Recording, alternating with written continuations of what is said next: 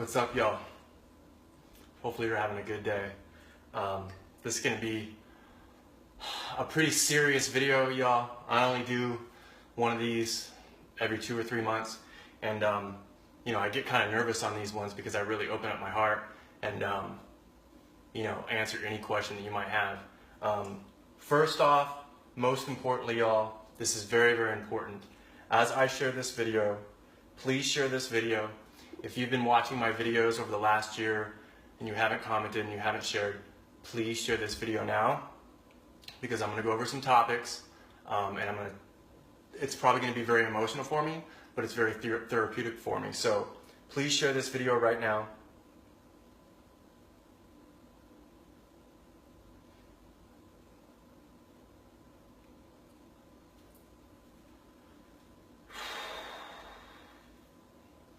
I've done hundreds of videos, y'all, and when I really open myself up like this, I get pretty nervous, but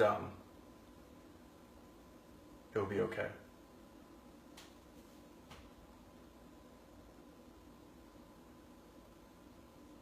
And the only reason why I get nervous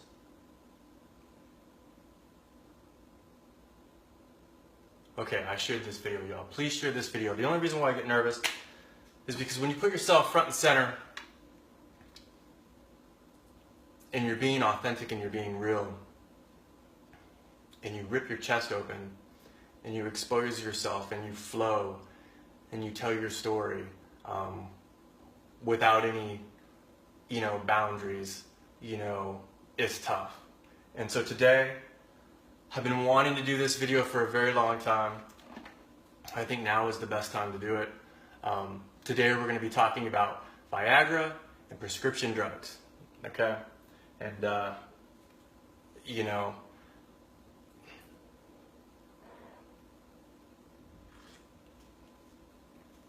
I have a lot of experience with those. And if you all know, if you all watch my videos, you all know 3 days I'll be 1 year celibate and 1 year sober. And that includes prescription drugs. And so, you can tell how nervous I am right now, but we're just going to get to it because there's some spite in this story. There's a lot of anger in this story. But we're just going to wrap, y'all. So, you know, I just pushed play, didn't prep any of this. These have been sitting here for a while in the drawer, and I pulled them out. And so, let me just go over it real quick. Here's all the prescription drugs, y'all, that I used to be on.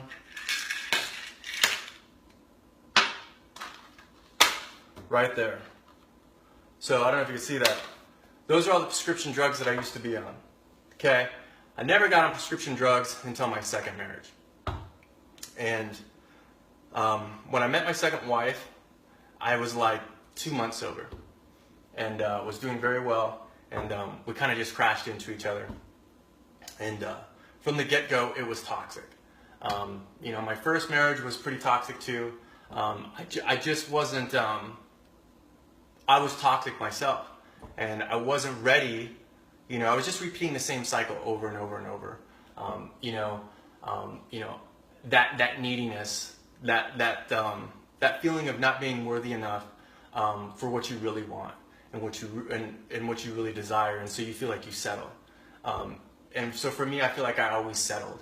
And that's nothing against my partners. It's just the truth. And so there was a lot of motives there on her end, I believe. And remember, I'm talking about an individual right now, so I don't want to hurt any feelings, and she's not here to defend herself, so I will be careful with my words.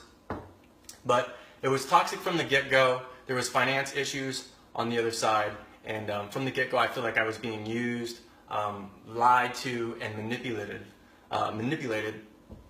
But I didn't have that sense of worth. I didn't have my confidence. And I just kept doing the same things over and over as in past relationships. So I'm gonna fast forward probably 3 or 4 months into this relationship, and I mean, I could write a book about just that. I mean, it was wild, wild, wild. You know, it was just crazy. So, anyways, she had been in the pharmaceutical industry for a while, And so she knew about these pharmaceuticals.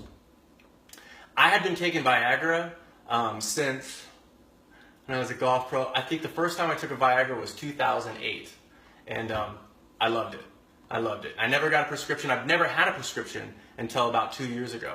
So you can get your little Viagra dealer or whatever, and I think I would buy like 12 for like $100, and you can get like the Cialis or whatever. And once you start taking those, y'all, it's like, and this is just my experience and my opinion. Once you start taking those, well, that was weird. You get like it's like a performance enhancer. Okay, it's like steroids for men. It's like a confidence booster. Okay, so once you have this and you experience it, you're like, whoa, that was pretty rad. Your partner thinks it's rad. Wow, I need a Viagra. And so I would always, and y'all, if you watch my videos, addicted to sex, addicted to porn, addicted to gambling, alcoholic, drug addict, all that. So Viagra would always be in the mix, y'all. So I would at all times, and I'm excessive at everything that I do, at all times, I would have 2 Viagras in my small little pocket in my jeans at all times.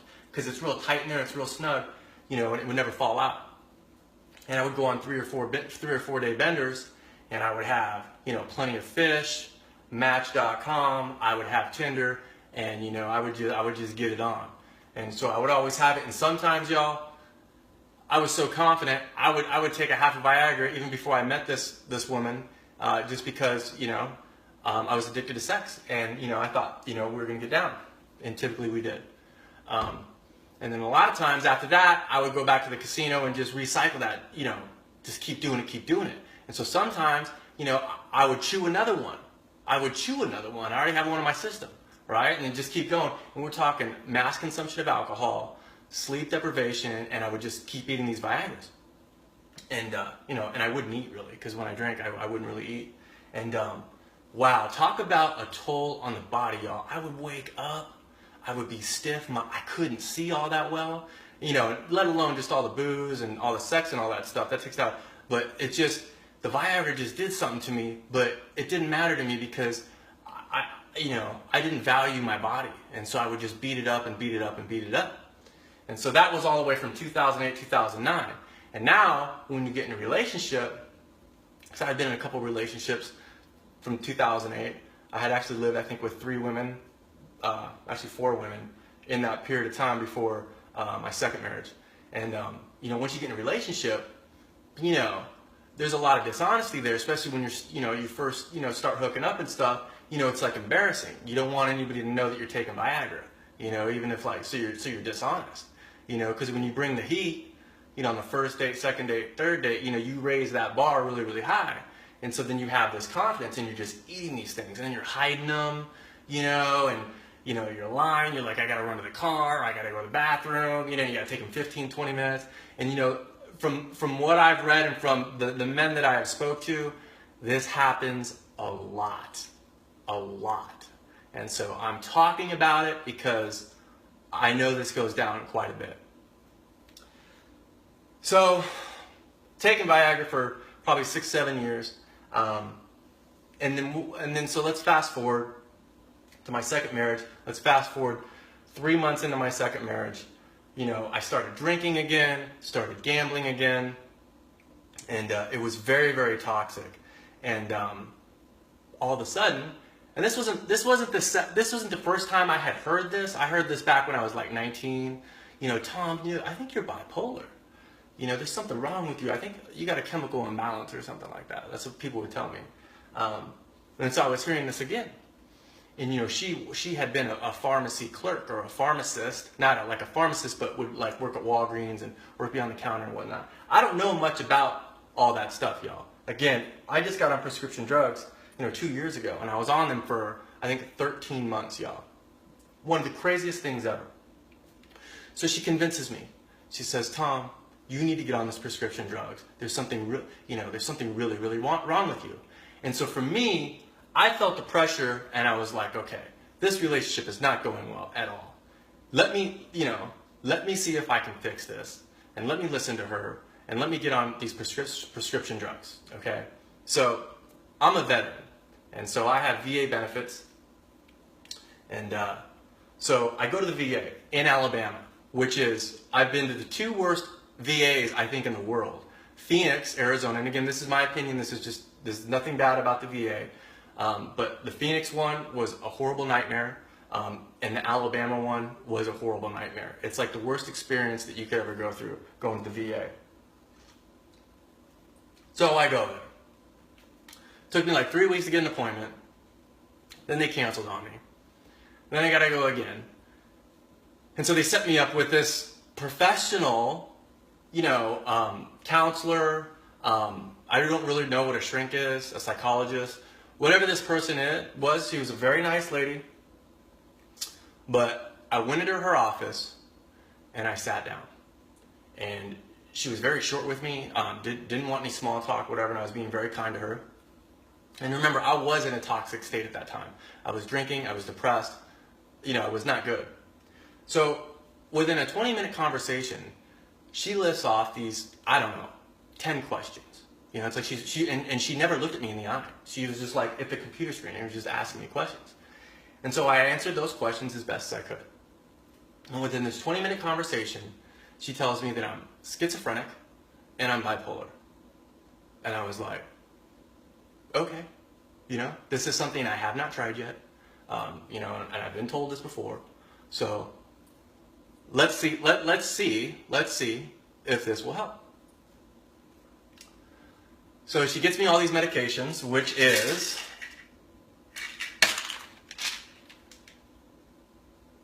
we've got quadapine, fumarate, and you guys, I don't know what this is, and the thing is with me, when I move forward and I try to eliminate the past, the bad past. Now I'm trying to sit with it when I do the meditation, but I forget what this is called. I'm going to show it to y'all. I don't think there's anything really on here that y'all shouldn't see.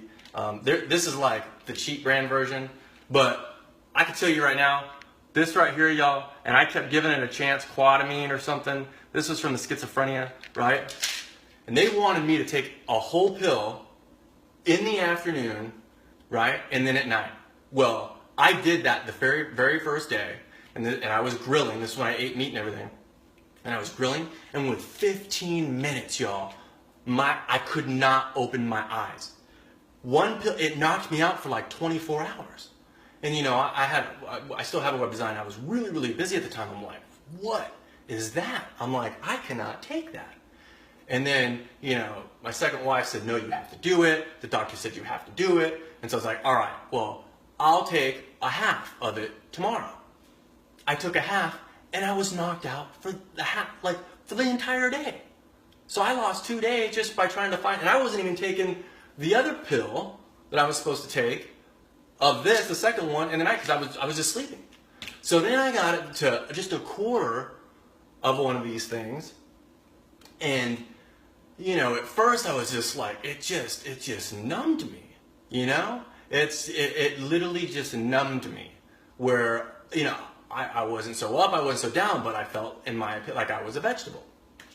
So it was this one, and then these ones. Now this one, this bupropion, I think this one is for, I think that one is for the bipolar. Now these ones, I think I had to take 2 a day. In fact, I did have to take 2 a day.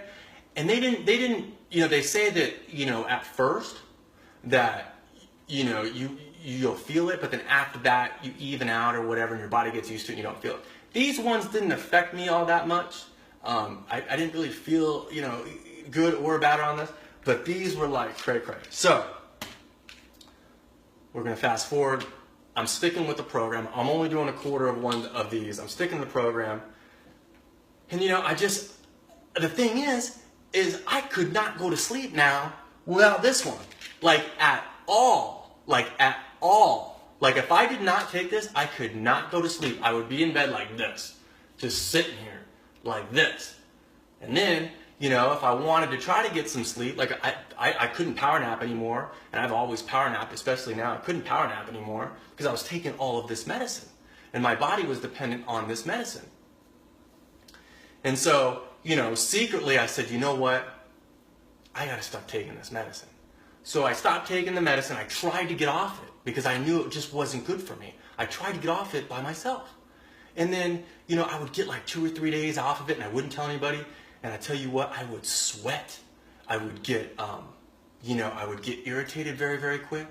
But if you're in a bad environment and in a bad relationship and someone knows about these drugs and they can say, Tom, are you taking your medicine? Tom, are you taking your medicine? And would blame that I'm not taking my medicine because there's infidelities, there's cheating, there's other drug use, there's, financial issues, there's a lot of lies and stuff like that, and then turn around on me saying these problems are because I'm not taking my medicine. And I had tried that 2 or 3 times to just get off because I knew it wasn't for me, and I believe that we're all different. We learn all different. I'm not a good student, I got kicked out in 9th grade. I got expelled from 9th grade, right? And then I got kicked out in 11th grade, Then I actually moved into a crack house when I was 17 years old, and I lived in a corner. There was like 10 people living in there. And I said, I got to get my diploma. So I went to this alternative school in Santa Barbara, and I did my whole senior year like in 6 weeks. That's when Napster was big, and I just downloaded reports and said, here. So I'm not a conventional learner, and that's all right. I don't think you have to be a conventional learner, to learn anything. If you find your passion, and you're having fun, and you can monetize, then are they going to teach you that in school? Probably not. So that doesn't make me, bipolar or, anxiety, all that stuff. It's just I wasn't intrigued. Y'all didn't have my attention. That's okay. And so,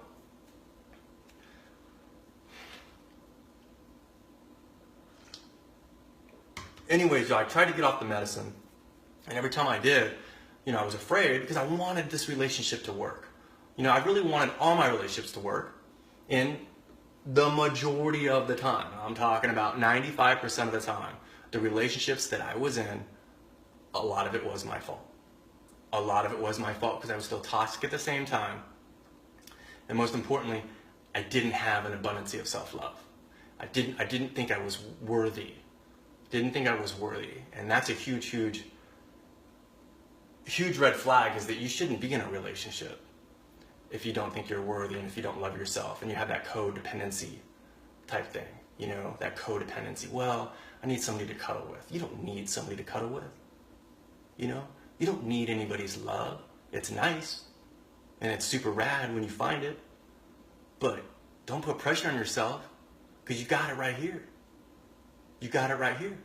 And so I'm trying to get off these, and then, I'm fearful if I tell her, hey, I want to get off these. Well, no, this is our problems because, so, we split up a couple of times. I moved out a couple times, got new rent, all this stuff. I mean, it was crazy. I moved literally, I think it was 4 times in a year and a half. And that is very expensive, and that just shows you how toxic that relationship is. And we always got back. And I can go deeper and deeper and deeper on that, but I don't want to hurt anybody's feelings, and that's what I'm not here for to do. So, when my daughter moved to North Dakota, and this is the 3rd time I have moved to follow her around the world, I said, I'm getting off these. Like, I've been waiting to do this. I'm getting off of these. And so it was September 16th. This is the last time I had Burger King with French fries, and I call it the what sauce, that delicious onion ring sauce, which I wouldn't eat now, but it's still good, I ain't gonna lie. So I had me some yummy nastiness. And when I was traveling, for me to go to sleep, to get back on the road, I had to take these pills, y'all. Remember, I could not sleep unless I took these. I couldn't do it. I was addicted to these things, right? And, and the Viagra, too. Now, if I didn't have a Viagra, now when I'm in a relationship, I didn't do it. But when I was partying and doing the womanizing and all that stuff, I, needed my Viagra. I needed my Viagra, I think it was more here, even though I was unhealthy and I was toxic. I think I still got some pretty good genes, and I think at that time I was a good lover, but now I look back, I wasn't a good lover.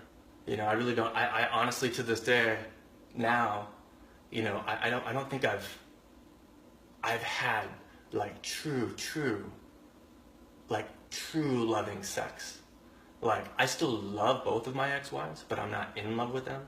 I'm in love with me, and I'm not looking for love right now. I just want to be myself and serve. You know, and it's helped me so many ways because now I have true friendships. I am flirtatious at times, but you got to give me a little bit of slack because, you know, you go celibate, you know, for a year and see, you know, how flirtatious you get. But so on the 16th, you know, I think I had a couple beers or whatever, you know, and even months prior, I was doing a lot of ecstasy.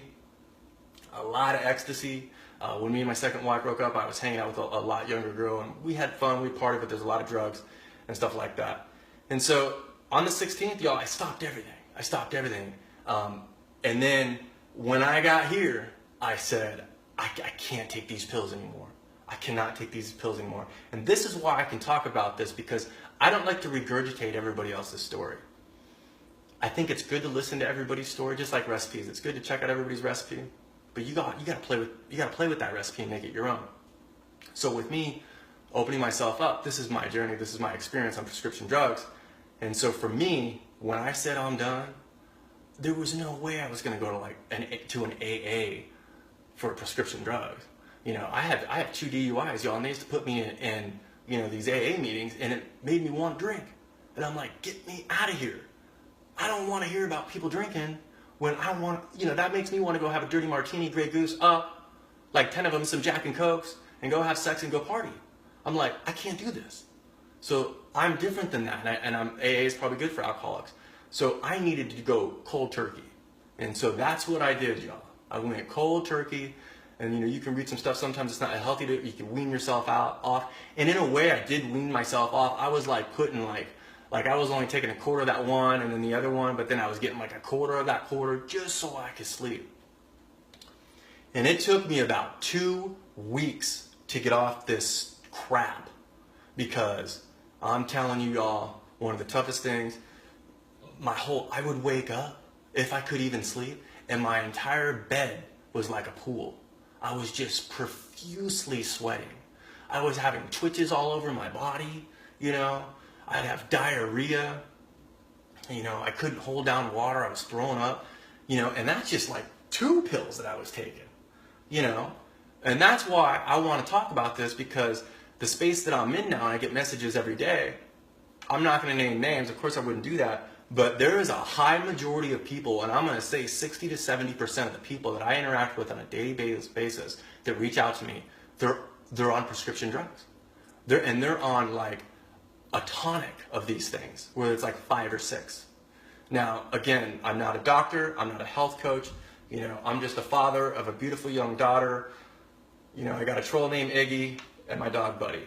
So, you know, I'm not an expert, I'm just sharing, you know, my experience, and I'm sure the prescription drugs do help people out. I'm pretty sure of that. But for me, it wasn't for me, and I had to get off these things. Because if I didn't get off these things, it was going to kill me. And as a matter of fact, it almost killed me 3 or 4 times, because it put me in situations that made me depressed, and maybe want to drink more, maybe not be able to wake up for work, maybe not to have sex. So let me talk about that. So now here's the thing. So I never had a prescription for Cialis, and I never had a prescription for Viagra. I got on these things. Wow. Talk about, you know, the downstairs mix-up not working. You know, you get on these things, and it's just like, done. So then, you know, you're taking these things. I was taking these things, and they were not healthy for my body, my genetic makeup. And then, you know, I'm having these symptoms where, you know, I can't get hard and I can't play. So now I get my first prescription at the VA. And, you know, the VA makes it very easy. You know, they send you get this prescription, and you go to this online thing, you know, and then they send them to you in the mail, and you get like 10 prescriptions, and you can just keep refilling them, they send up to, and they show up right to your door. So now not only do I have these 2 prescriptions for schizophrenia, if I'm saying that right, and bipolar, and now I'm taking Viagra, like, not off the street, but I'm taking Viagra, you know, because, you know, it's not working because of these. So I got off all of it, y'all. And then even sometimes I would take these, like, these off rounds. Like, I think this was like $60 on demand, like this. This is when you know you have a confidence issue. And when you're not eating healthy, and you're partying, and you're not happy, and you don't have the self-love, all these are crutches. All these are little band-aids. And then you got to take another Band-Aid. You got to put another Band-Aid on because this is not working. Or you got this, and then you got to put another Band-Aid. So you're not, in my opinion, you're not fixing the problem at all. You're just putting Band-Aids on. Then I would get this liquid, I would call this liquid dick med. And this stuff actually works really, really well. But, you know, so I just want to talk about this because it took me 2 weeks to get off of it, and it was so hard to do. And that is why people don't do it. And then you could bring Big Pharma into the picture, where it's the money. It's the money, money, money, money, money. It's all money. It's all money. You know what I mean? So they'll easily give you a script, they call it, or a prescription, so you can put a Band-Aid on it. And then they want to get you addicted. They want to get you addicted to this stuff. So now you're dependent on it. Now you need it. You know, now you feel like it's a part of your being. So and then they're a doctor because they have the DR dot and they went to school for this. But from what I know and from what I've seen is that, you know, they're kind of buddy-buddy, the Big Pharma and the doctors, and this is what they're just taught. You know, push these medicines on these people. That's like, oh, you need a script? Okay, here you go. Oh, you need another script? Okay, here you go. Oh, you need another one? Oh, here you go. That's how they cure. That's how they cure us, is these things. So I'm very, very thankful that I was successful in that because it was killing me. It was absolutely killing me. And, you know, I don't need these anymore, y'all. I'm throwing the trap. I don't need these anymore. You know, for me to even take these right now, y'all, it would make me sick, especially those 2 prescriptions. And to take Viagra or dick meds because my dick can't get hard, well, bro, you probably need to do some exercise. You probably need to go outside and play. You probably need to harvest some self-love. You probably need to meditate. You probably need to stop eating junk food. You probably should dance in your kitchen, dance in your closet, get in the bubble bath and do bubble bath meditation. Put up some healthy boundaries, right? And treat people kind. That's my medicine. Eat real foods, that's my medicine. That's what's helped me. And so I don't need those Band-Aids anymore. Those Band-Aids almost killed me many, many times. And I think it's really, really important that I make this video because I survived it. And a lot of people don't. And the people that we hear about, sadly, I'm going to get emotional about this, is the celebrities, the people that are famous. That's who we hear about. But the messages that I get, the people in our community, a lot of them don't make it out of these prescription drugs because they're told by a doctor that they need it. And the majority of their family members are on it too. And so they think this is curing them.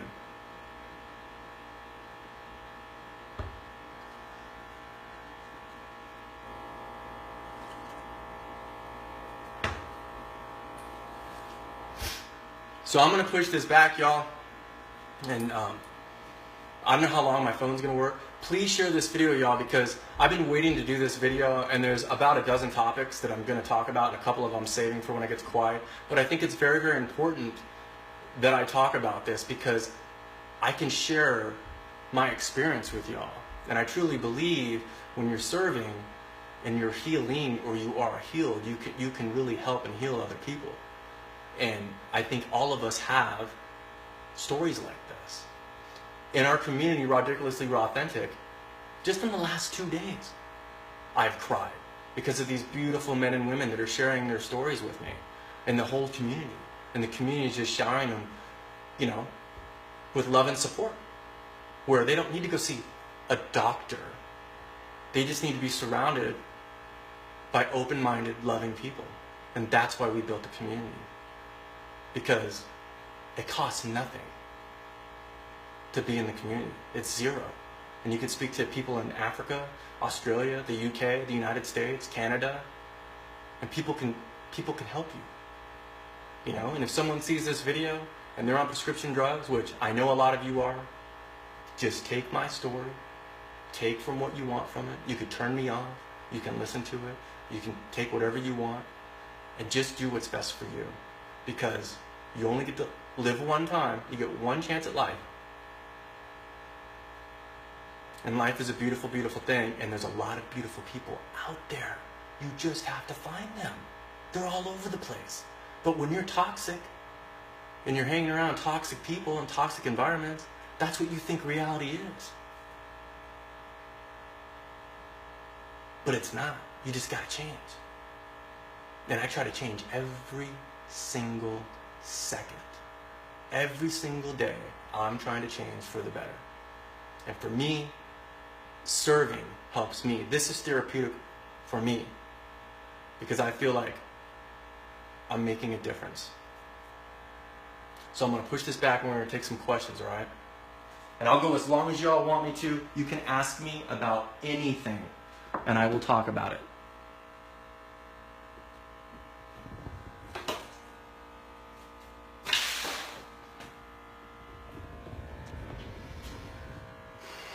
Hi, Molly. Hi, Linda. Hi, Sarah. Joni says, thank you for your honesty. You're rad star. Oh, thank you, sweetie. I appreciate you. Hi, Uchi. Hi, Brandy. You are definitely making a difference, Tom. Thank you, Brandy. Hi, Molly. So let's see. This was the discussion in our meeting yesterday. Very relevant. Linda, let us know where were you at in this discussion? What were you all talking about? Was it the Viagra? Was it, you finding out that you're worthy and that, just don't give up on the person you're becoming? Was it prescription drugs? What was it? Let us know. Hi, Susie. Sandy says, I almost died. A week on life support. Thanks for sharing this knowledge. See? Yeah, those prescription drugs almost killed me 4 times.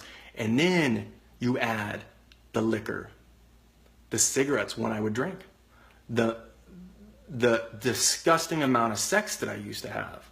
You know how much energy and time that takes?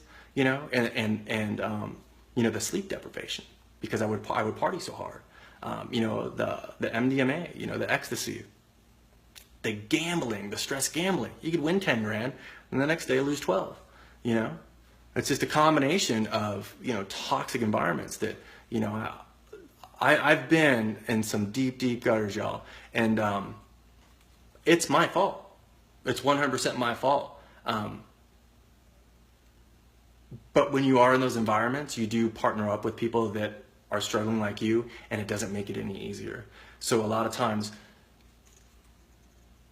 when you partner up with people like that their awareness isn't high, and they're just toxic, and I know I keep using that word, it doesn't make it any easier. So if you all are in environments right now, work on yourself and put those healthy boundaries up because that will get you to where you want to be a lot quicker, I promise.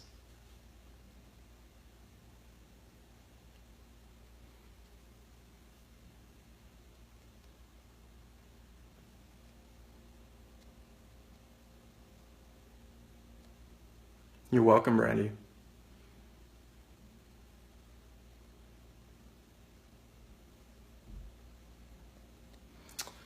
Paige says, doctors only take nutrition classes for only 7 hours during med school. Yeah, see, that's key nutrition, right? Through my journey, y'all, what you put in your mouth is so key. A lot of people think exercise is really key. I think it's about 8%. As long as you keep your body moving, rebounding, walking, doing jumping jacks, dance, just dance, do some body weight squats when you get off the toilet, skip, fast walk, whatever it is. You don't have to hit up the gym. That was my big misconception, I was this big gym guy and I want to be, I was the heaviest I was 215, but like 185.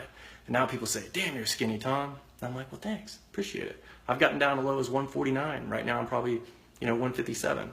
And I feel like I'm 9, I have no inflammation, I could skip to the loo, I could play. You should just see me playing outside today. I play. Not really a lot of sit-ups, sometimes push-ups, just running, it's just a lot of stretching, y'all. I stretch a lot, and that gets the blood flowing, and then it's what you put in here and what you put in here. That's key. And so I even think it surpasses nutrition. You know? And so can a doctor do that for you? Can a nutritionist do that for you? Can a yogi do that for you? Can a meditation master? You know? I don't know. You'd have to have a pretty hefty team consist of all of this stuff. And I tell you what, the first thing you need to work on is that self-love. Because when you get that self-love, you will start smiling. And you'll be like, I got this. I got this. And then what you used to think was fun as a kid, and I had a horrible childhood, y'all. Neglected, abused, molested, horrible childhood. Horrible. But I still remember some good times. You know what I mean? Some playful times. You know, and there was no judgment. You know, there wasn't any racism going on. You know, there wasn't any of that, not in my mind.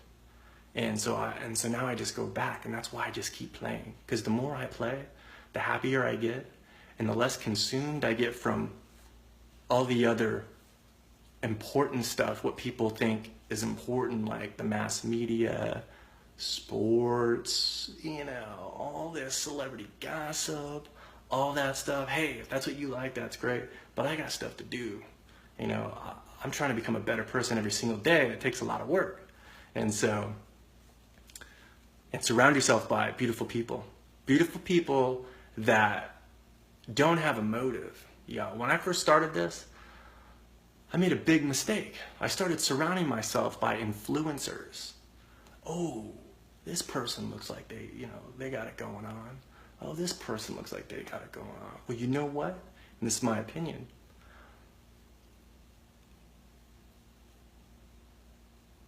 If people are surrounding themselves by healed people, and I get it because you got to put up healthy boundaries, but for me, if you're going to serve and you really want to make a difference, you got to find the people that need your help because they're going to inspire you too. So you need to go out there and find them. You need to go in the gutter. You need to go, you know, in the dark alleys, the digital dark alleys. You need to find them. You need to hang out with them because then you can make a difference. If you're surrounded by all these influencers and people that are doing all this stuff and throw the fluff out there, you know, and throw the facade out there, you're really not going to make a difference. And do you think they're going to be loyal to you? Do you think that they really care, you know, that, you know, you have, you know, hemorrhoids, or you're dealing with diarrhea, you know, or you're going through a juice fast? No, they don't. And so for me, I made a big mistake is trying to hang out with all these influencers, and now I get it. Now I get it. I simply hang around with beautiful people that want to serve. And when they want to serve, it comes flawless. I didn't slide up in here today like I normally do. I walked up in here, but I just push play, and I'm raw. And the people that I surround myself with now are raw. Not specifically raw food. They're raw. They share their experiences. They share their joy. They share their pain. They share their sorrow. They share their stories in an open and honest way, because you can't fake it to make it anymore in this digital arena. And if you really want to help people, help them. And that's what's so rad about RADiculously RawThentic, is because you can just go there and help people. You can go live. You can tell your story, right? It's really, really rad. I'm super stoked, and this is just the beginning, because I feel like I'm making a difference, and you all are making a difference. Like, you know, I get a lot of very gracious compliments, a lot of digital hugs, but I want you all to know is that you all are the ones that are motivating everybody. You all are the ones that are supporting everybody. You know, it's so much fun to watch, because a lot of the times the people that are hurting, that reach out, it's like, I see that they have it too, that they want to serve too. But they just got to take a deep breath, harvest that self-love, and kick down those boundaries and tell their story. And as soon as they do that, they'll start to heal themselves, and they'll start to heal other people.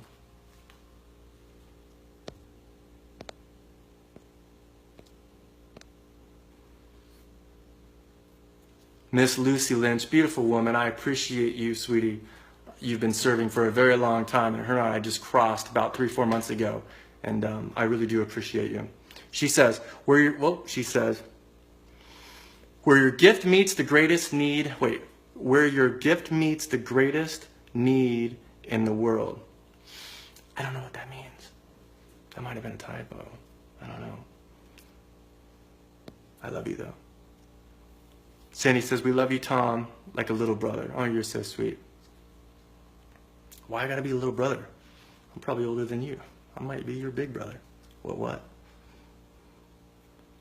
Sandy says, not that you're that much younger though. There you go. Nikki you seem different tonight. Yeah. You know, I have a lot of different flavors, and you know, I like to play and I like to have fun because I'm talking about a subject that is not talked about much. And I just wrapped it right there, and I just opened up my soul and opened up my heart, and so I am going to be different. You know, I always push play, but I don't talk about that deep of a conversation every single day. So that's why I'm a little bit different, and I'm doing a Q&A here as well. What? Hi, Kennedy. Sarah says, yes, harvesting. Oh, I missed it. Molly Brown, most people are scared. Yeah, we live out of fear, y'all. We live out of fear. When I tell you that I've lost my whole family, my grandmother from my mom's side, my mom, my sister, my dad, not lost them, not rest in peace, they just can't handle what I'm doing. They think I'm an alien. They're like, dude, stop. And I'm like, dude, no. You know what I mean? This is who I am, and this is what makes me feel happy, you know? That's just, I feel like, you know, I can fly now, I can rap, I can be myself, I'm not scared, you know? I'm not scared. I'm not living out of fear. What are people thinking about me? You know, I used to wear nice collared shirts, you know, make sure that, you know, I was all whatever it was and stuff. I just want to be naked, y'all. I just want to be naked and have coconuts and have a mohawk and hang out with Iggy and my dog Buddy and play with Jordan.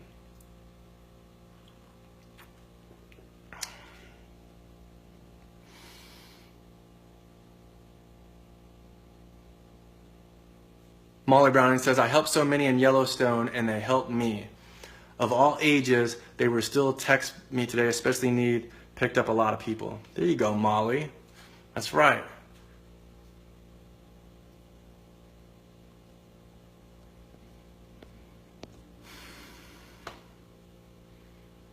Nikki says, even so not saying different in a bad way. Molly says, amen. All right, y'all.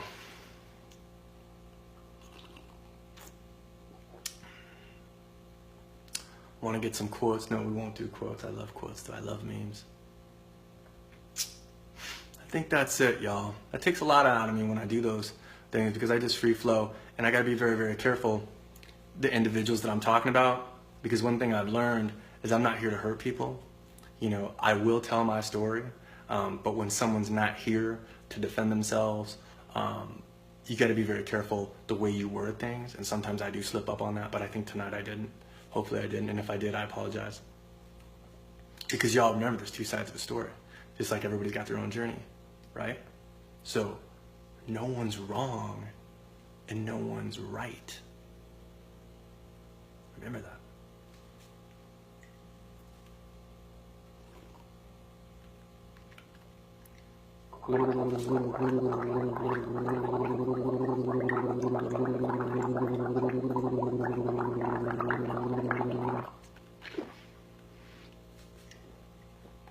Y'all know you still like to do that, right? I have a trick I'm going to play on my daughter. You want to hear it? Check this out. So look, like when I run, I find litter all over the place. Like look at the litter I found today. See? There's litter all over the place. So I pick up these plastic bottles, right? So I have her this weekend, and I'm going to put really cold water in it, and I'm going to film it too, and I'm going to make a delicious slow-mo video out of it. I can't wait, because she is so much fun. You know, my daughter is like just pure fun, and so brilliant, and so smart, and beyond funny, and really creative, but I'm going to get her. Because I got this plastic bottle, right? And I'm going to put ice cold water with no ice, just super chilled water. I'm going to put it on my counter. And I'm be like, Jordan, come here. And if I do that, she'll like run in, you know what I mean? And I'm gonna put like a penny underneath it, and I'm gonna say, look at the cut. Like I'm like, look at the penny, it's purple or something. And she's gonna go down like that, and I'm gonna squeeze it in her face, and I cannot wait to do that because, you know, it's so funny. I'm gonna segue to this because she thinks I'm dramatic, right? Okay, I might be a little bit dramatic, but do you know who's really dramatic? Is her. Every Netflix show she watches, I mean, I can't watch 10 seconds of it. Number one, if you notice music, it's very subtle music in almost any show that creates the mood. Like, or, they also, and these movies that she watches, I don't even know them, they're very popular, but everything is overacted. Like, they'll come into the room and they're like, Vanessa, you killed Johnny. That wasn't polite. And I'm like, what am I watching? And like every second is stuff like that. It's be like, Teresa, your avocados are not ripe. Don't do that to me. Or they're like, I don't eat rice. I find it binding. And I can't watch this, I can't watch this. So she is very dramatic, but she calls me dramatic. So I don't know where she gets that from, but I don't know. But I'm gonna get her on that trick, y'all. I can't wait, and I'm gonna put it in slow-mo, and she's gonna be super dramatic. You know, another thing is she turns 13 next month. And you know, when I was 13, I weighed 68 pounds, y'all. I was super, super skinny, like super, super skinny. She's 122 pounds, and she's just all legs, you know, and skinny. And, you know, we wrestle and do tickle wars and like we do a little jiu-jitsu and stuff. But I'm not gonna lie, she's really wiry and strong now. Like, and I'm in, you know, some of the best shape. I'm real nimble and flexible. But now when I play with her, like I gotta watch out. Like she's starting to bust out like the arm locks, you know, or she'll get me like in a knee lock and start tickling my digits, you know, or get me in a headlock. I gotta watch out for her. She's growing up so fast, y'all. You know, and the conversations that we have, you know, because I only get her like, you know, 6 to 8 times a month. And even now, you know, she's like starting to like, you know, cancel on me. But I can't take it to heart because she's going through a lot. She started school, she's got softball, she's got all these new friends, and it's 7th grade, so it's like a whole new experience. And the conversations we're having now blow my mind. And it's stuff that she's bringing up. And I'm like, okay, we could talk about this. You know what I mean? And then like the next week, I'm like, what did you say? So I'm grateful, very, very grateful that I'm at where I'm at right now and I could be present with her because it's very, very important because I didn't have it. And so I'm very, very mindful. You know, I put everything down and, you know, I talk really fast and I'm like Mr. Interrupter, but not with her. I shush up. And I listen to her because what I found is when I listen, it's way better than asking her those template questions. What'd you eat at school today? How are your grades? What are you doing? If you just shush and get on their level and just listen to them, they'll tell you everything. And everything right now in her world is a lot. You know, it's, you know, I had a sister, you know, my mom left me, but, and I learned a lot from her where, you know, I promised myself, like, I'm not going to be one of them old mindset type of dudes. You know, I'm going to listen to her because the stuff that she knows, I don't know at all. Like, she's like so smart, not like, you know, like book smart. I mean, she's that too, all this stuff, but like the stuff, like her outlook, the lenses that she's playing around with is so unique. And I love it that she shares it with me. You know, she is getting to the point, she still holds my hand. Thank goodness she still holds my hand when we go to the mall. But there are definitely some changes going on, if you know what I mean. And I'm just very, very grateful that I think I'm still the cool dad. You know, she's got a softball game tomorrow. And, you know, and I have this mohawk and I go out there shirtless and I go run around. I do the jumping jacks, somersaults. I don't wear the beautiful rainbow boa out in public. I don't do that. Not yet, anyways. But so far, I'm still the cool dad, but, things are changing. So I can just, be grateful that they're not. I think some other major changes are coming. I just hope that she always thinks I'm cool. You know what I mean? Because, I know, 8th, 9th, 10th grade and all that stuff comes. So the best thing that I can do is be present and listen and to love her unconditionally, because I know how powerful that is. And with what I'm doing here with RADiculously, RawThentic, it sets an example for myself. But I truly believe, I watch her looking at me. Children are very smart. They watch what's going on. They pick up what's going on. They really, really do. And if you set that example, especially with your diet, the way you treat people, your manners, the way that you listen, your work ethic, they learn. They learn like that, especially if they respect you. That's like the mentor, that you can be. And parents can be mentors, So it's a great experience. I'm so thankful for my daughter. It's been a bumpy road, meaning that I've had to move a lot, but I wouldn't have it any other way. I mean, I went like 2 years without her, and I was miserable, absolutely miserable. And we did have a conversation. She's not going to be able to go to Kauai with me. But Kauai is not going to happen as soon as I thought, just because I refused a couple large projects, just because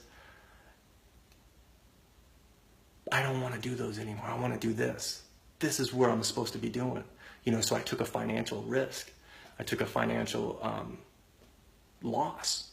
And it takes a lot of money to move. But I am going to get there. So I think I'm going to have to renew my lease here soon. But that just gives me more time to better myself, gives me more time to prepare myself. And, she said, Dad, I get it. I want you to be happy. And now she's at the age where we can talk about it. And, hopefully, during the summer, I can have her like 6 weeks at a time. Can you imagine that? Having her in Kauai and have her have that experience, and then she'll be 18 like that. And then, because I'm not leaving that island, Joe. I don't need to go anywhere. She'll know where Dad's going to be.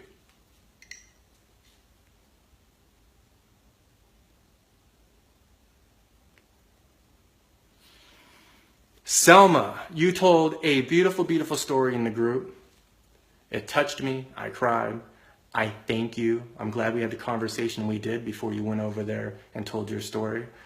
You were the exact reason why I am serving. And I appreciate you. Thank you. You all go friend, follow, and support Selma. You're beautiful, sweetie.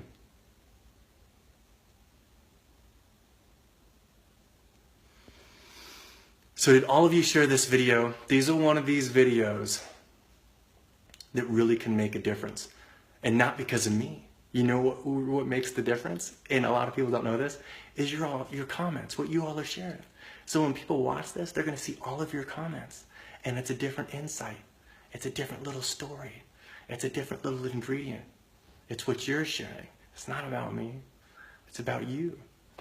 That's why you need to share this video, because you're the inspiration and you're the motivation. What you all are doing right now, And I love it. I love it. I followed Dan the Man for 5 years and didn't comment or share anything like that. But I learned a lot from him. So I know there's a lot of people that are watching and, and I get it. But you all right here that are making comments and stuff, this is a way of serving, because you all are really serving. And some people might not be ready to really tell their story in full, but if you're thinking about it, reach out to me or reach out to one of us and we'll help you. We'll help you tell your story. I really want people to go live. If you watch my live videos or my YouTube videos a year ago, you'll see that I'm a completely different person now. You'll see, you'll see that gradual climb, to bettering myself, because I refuse to give up on the person I'm becoming. And I got so far to go. And I feel like I can help you just take that extra step, even if it's a little step or a bigger step. I feel myself and the people that are already serving, that maybe be a little bit ahead of you right now, can help you do that. And remember, y'all, the group's just not about food. That's what's so clever about this. RADiculously RawThentic. Okay? Food's just an ingredient, y'all. You know?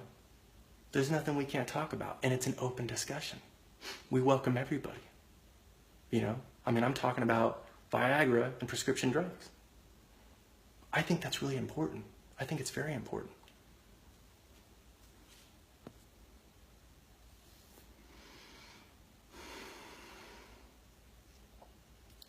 Y'all like my love mug?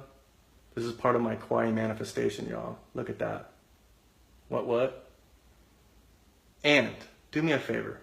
I'm so tired of talking about this, but you got 3 more days of me talking about this because I'm going to keep talking about it, and then I'm done.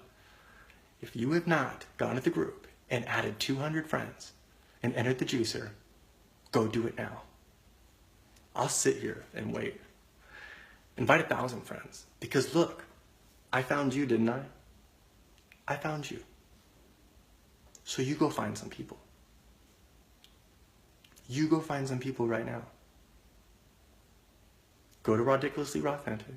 If you haven't joined, join. Hit add and add everybody. You might find him an ex-boyfriend that you haven't talked to in 8 years. And he might come over. And he might not see your recipe. He might not see your story, but he might see someone else's. And something might click.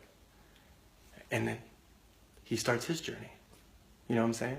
So this is just an awesome community. It takes all of us. There's no pendulum, y'all. No one's better than anybody else. You know, no one's diet's better. No one's journey's better. It's just we're just here to serve. And so it's just so rad that it flows like that. And I don't know anything like it. And that's why it's so special. So bring everybody over there. Just bring everybody over there. And don't be scared. Don't be scared, homie. Don't be scared if, you know, you're talking about something and someone sees you talking about it. Because you're just being yourself, you know? And maybe that person that sees your story needed to see that story. Because that's who you really are. You're telling that story, but then you're being different around them, you know, when you're hanging out on the porch, or going to a game, or when you're in church. Is that really you? Is that really who you want to be? Is that really your story? Is that your journey? So don't be scared to tell anybody anything. Tell your story. Be ridiculously authentic. Be you. You'll feel better. Because then it's so easy. You don't have to lie. You don't have to fib. You know what I mean? You don't have to fake the funk. You don't have to fake it till you make it. You don't have to be discouraged that someone's going to judge you. It's so much easier to be yourself. I promise you, you save so much energy. You're not filtering what you're saying. Because when you clean from the inside, y'all, and I've said this before, that you could say something different but feel something different inside. But when it's coming from within, and it's pure, and it just flows, it's so much easier. So much easier. It's like it changes your life. And so if you can't be your rad self around these individuals, then why are you around them? That's kind of tough, right? Why are you around them if you can't be yourself? And we're all different. We're all so different, and I love it. I love how different we are. You know, I've never been racist in my entire life. Like, because I grew up with all Hispanics, you know? So I've never, like, thought, like, any racist stuff, ever. And I know there's a lot out there. But just be yourself, because, you know, when you tell a lie, even if it's the smallest lie, you might be married. You might tell your husband or your wife a lie. You're like, shit, why did I lie to that person? You know, that's on you. What are you lying for? You know what I'm saying? And then it takes so much more energy to keep that lie going. And then you're going to stress out, oh, when am I going to tell them the truth? You know what I mean? Don't do that to yourself.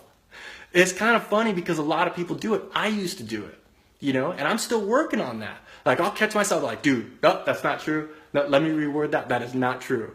You know, I don't let any of those little lies out anymore. You know, and if I do, I like correct it immediately because I don't want that in me. I think that creates disease. You beat yourself up about something that you did or you said, and you're like, screw that. I don't want any of that out there. I just want to be myself.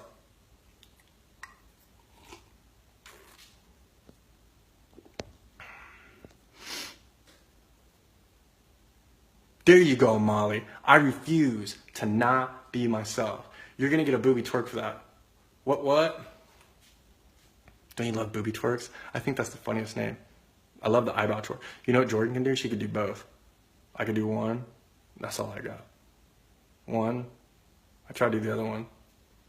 Wait. I can't do it. But I'm working on the pecs, y'all.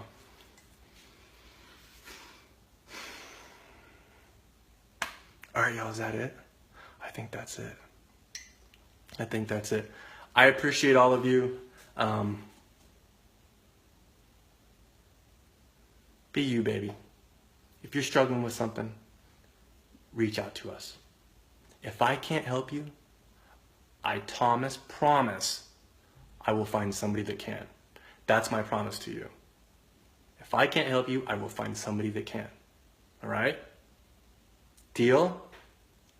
Knuckles? Boom? What? All right, y'all. Thank you for giving me this space. Thank you for holding this space. I love and adore all of you. And be kind. Good night. What?